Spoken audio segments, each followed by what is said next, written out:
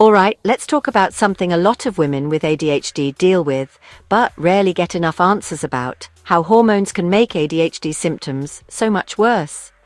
If your mood, attention, or anxiety swings wildly every month, or if everything seems to fall apart during big hormonal shifts like perimenopause, or even after having a baby, you're not imagining things.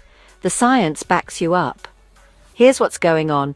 Estrogen, the main female hormone, actually helps regulate dopamine, which is absolutely central for focus, motivation, and mood, the same brain chemicals that get a bit wobbly with ADHD. But every month in the week or two before your period, your estrogen levels drop. For women with ADHD, that dip can turn up the volume on all the classic symptoms: impulsivity, forgetfulness, mood swings, even anxiety and depression. And it doesn't stop there. Research shows that women with ADHD are over 3 times as likely to have PMDD. Think of it as PMS's evil twin that brings really severe emotional and cognitive symptoms. It's not just feeling a bit off. PMDD can completely derail your life. The hormonal roller coaster doesn't just hit monthly. Puberty, hormonal contraception, pregnancy, postpartum, perimenopause, and menopause. These are all times when ADHD symptoms can spike, sometimes dramatically.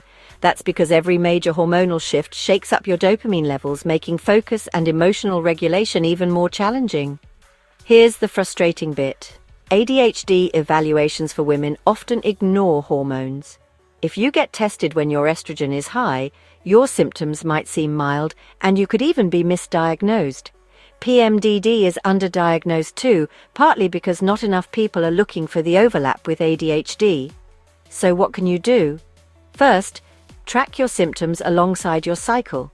Seriously, download an app or use a journal, whatever works for you. This isn't just busy work. Tracking helps you spot patterns and gives you concrete info to take to your doctor. If you notice a serious spike in symptoms before your period or during hormonal transitions, talk to a healthcare provider who gets it.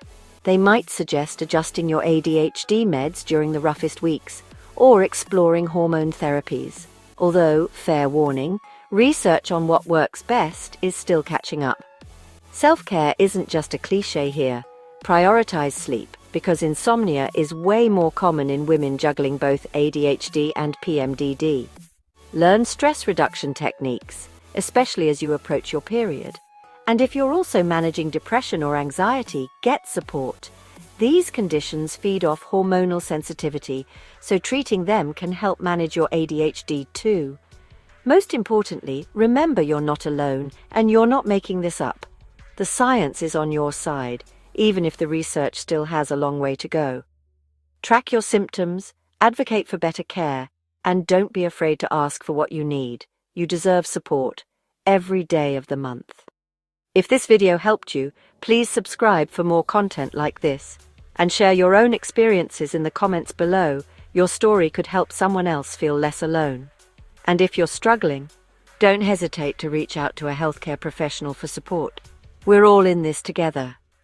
Thank you for watching.